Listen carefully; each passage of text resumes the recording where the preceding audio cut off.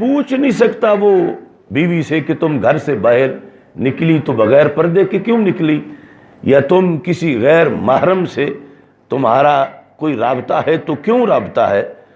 यानी ये जो बिल है जिस पर हमारी बात हो रही है, इसके शिकों के अंदर ये भी लिखा है कि अगर वो सिर्फ उसको धमकी दे तलाक की, डाइवोर्स की धमकी, इस पर भी औरत उसे गिरफ्तार करवा सकती है। यानी तलाक देने पर जेल नहीं, तलाक की धमकी पर जेल भी है।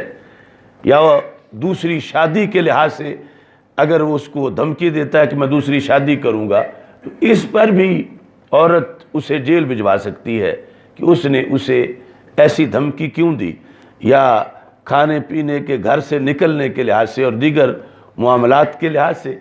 और उधर अल्लाह कहता है कू अनफुसकुम व अहलीकुम नारा, तुम बचाओ।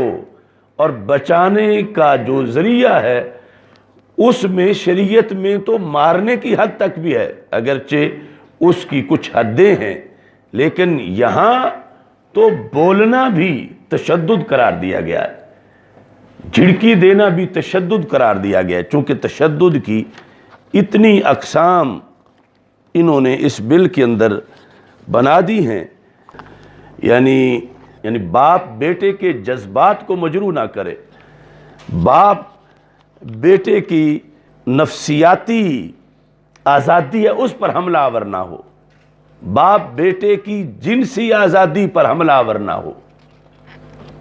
ऐसे ही बीवी के लिहाज से या जो भी किसी के माताहत है, उस माताहत को मसूल से के मुकाबले में खड़ा करके आज़ादी दी जा रही है।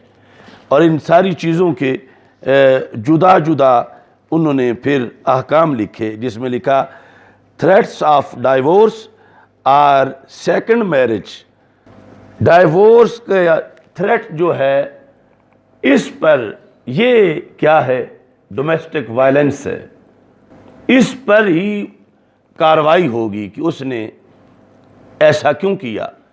जो बिल सेनेट से मंजूर हो चुका है और आगे उसके लिए सर धड़ की बाजी लिबरल टोला लगा रहा है कि ये पाकिस्तान के आइन का हिस्सा बन जाए। और यानी फहाशी में इजाफा, ये इस बिल का तकाजा है कि बाप बेटी को, बेटे को ये ना पूछे कि वो कहाँ जाते हैं, कहाँ रहते हैं, रात को लेट क्यों आते हैं या आते क्यों नहीं। ऐसे ही शौहर अपनी बीवी से ना पूछे। अब ये जिस वक़्त जिनकी जिम्मेदारी है निगरानी की, निगरानी जब उनका जुर्म करार पाए तो ना निगरानी रहेगी और ना ख़ानदान रहेगा कि जब एक औरत अपने खामंद को जेल में डलवाती है तो फिर उसके और खामंद के दरमियान ज़िंदगी भर का राब्ता कैसे बरकरार रहेगा। और जब औलाद जो है वो अपने वालिदैन को अकूबत खानों में डलवाएगी तो फिर उनका अब बाहमी ताल्लुक़ वो बरक़ात पर मुश्तमिल कैसे होगा।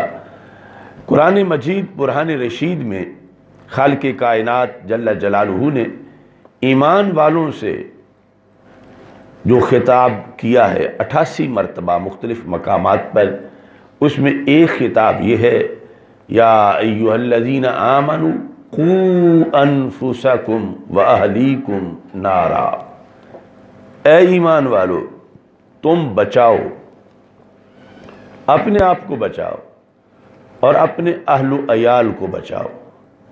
किस से? आग से।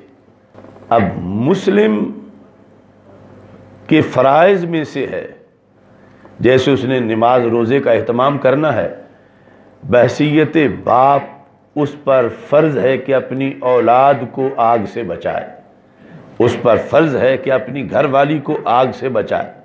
ये अल्लाह ने उस पर फ़र्ज़ किया है। अब आग से बचाने के लिए उसे इख्तियार भी दिया है।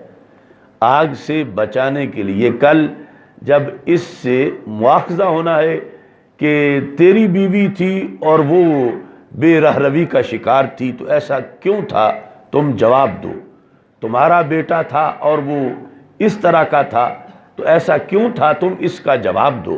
تو جواب جب اللہ قیامت کے دن مانگے گا تو پھر آج ان کے لیے اللہ نے اختیارات بھی رکھے ہیں، اور یورپ ان اختیارات کو ختم کرنا چاہتا ہے اور ایسی برابری کا نعرہ دے رہا ہے کہ جس کی وجہ سے جو خالق و مالک نے برتری دی یا اختیارات دیے ان کو ختم کر دیا جائے۔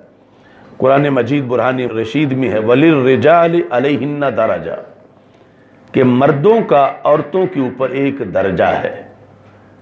اب کون سی طاقت ہے دنیا کی جو اس درجے کو مٹا کر کہے کہ نہیں ایک ہی جیسے ہیں؟ یا الرجال قوامون علی النساء، مردوں کو عورتوں کے اوپر ایک قوت دی گئی ہے۔ اب جو خالق ہے جس چیز کو وہ بتاتا ہے اس چیز کو رد نہیں کیا جا سکتا، اور رد کرنا یہ سراسر دھاندلی ہوگی کہ واقعی ایسے ہے تو رب نے فرمایا ہے۔ اب قو انفسکم کا خطاب عورتوں کو نہیں مردوں کو ہے کہ بچاؤ اپنے آپ کو اور اپنی بیویوں کو آگ سے بچاؤ، اپنے آپ کو بچاؤ اور اپنی اولاد کو بچاؤ آگ سے۔ تو اب حساب بھی اس کا پھر مرد نے دینا ہے۔